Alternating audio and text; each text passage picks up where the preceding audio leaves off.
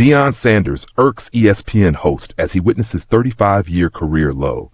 College football's opening weekend delivered drama in Boulder, but not the kind Colorado fans were hoping for. Deion Sanders' highly anticipated 2025 opener ended in heartbreak, falling 27-20 to Georgia Tech in a game that had all the makings of a statement victory. What should have been a celebration of the post-Travis Hunter era instead became a painful lesson in how quickly momentum can shift when you're trailing with just over a minute left on the clock. The Yellow Jackets' Haynes King delivered a dagger that will haunt Folsom Field for weeks to come. A spectacular 45-yard touchdown scamper with 1:07 remaining that flipped the script entirely. Colorado found themselves in a familiar position, needing to drive the length of the field with time ticking away. Deion Sanders' squad had 2 precious timeouts in their back pocket and just enough time to potentially force overtime.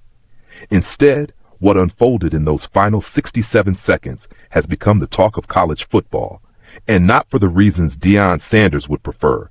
The Buffs' comeback attempt fizzled into a desperate Hail Mary that was swatted down by a swarm of Georgia Tech defenders. The aftermath brought sharp criticism from ESPN's Scott Van Pelt, who didn't mince words about Colorado's final drive. Colorado had among the worst 2-minute drills I've ever witnessed, Van Pelt said on ESPN. Not 1, 2 timeouts. They end the game with 2 timeouts. I believe they ran 5 plays total. It was just horrendous what they did after. The numbers tell an even more damning story. Colorado managed to run just 6 plays while burning nearly 40 seconds on 2 incomplete passes, watching precious time evaporate when every second mattered most. Van Pelt's criticism wasn't unfounded when you break down the clock management fundamentals.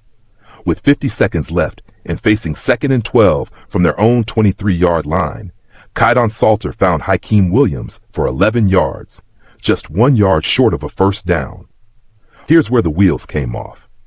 Instead of immediately calling a timeout to preserve precious seconds, Colorado let the clock run. They didn't snap the ball again until 28 seconds remained, essentially gifting Georgia Tech nearly half a minute. ESPN's Dusty Dvoracek, who called the game, reinforced Van Pelt's assessment.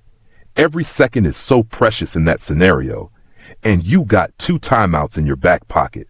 The last thing you ever want to do in a situation like this is end the game with multiple timeouts. This wasn't just a case of rookie mistakes. It was a fundamental misunderstanding of late-game situational football that could define how Colorado is perceived moving forward. Deion Sanders' post-game explanation only added fuel to the fire, showing a concerning disconnect from basic clock management principles. When you're trailing by 7 with barely a minute left, timeouts become your most valuable currency, not something to hoard for a rainy day. Coach Prime's puzzling defense falls flat. Sanders' post-game explanation only deepened the confusion surrounding his timeout strategy, revealing a concerning disconnect between perception and reality. I think we got out of bounds a couple times, so we didn't have to take the timeouts. So that's what transpired, Sanders explained to reporters. But this rationale crumbled under scrutiny. Colorado's opening play resulted in a 2-yard loss with the runner tackled inbounds. Yet Sanders still refused to call a timeout, watching 22 precious seconds tick away before the next snap. His claim about getting out of bounds on both sidelines simply didn't align with what viewers witnessed, making his defense appear more like wishful thinking than tactical reasoning.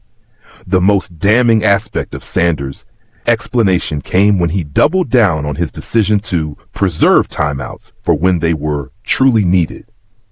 We were really trying to conserve them for when they were truly needed, Sanders stated. I don't want to finish with timeouts left. They don't benefit me. However, it's crucial to be strategic.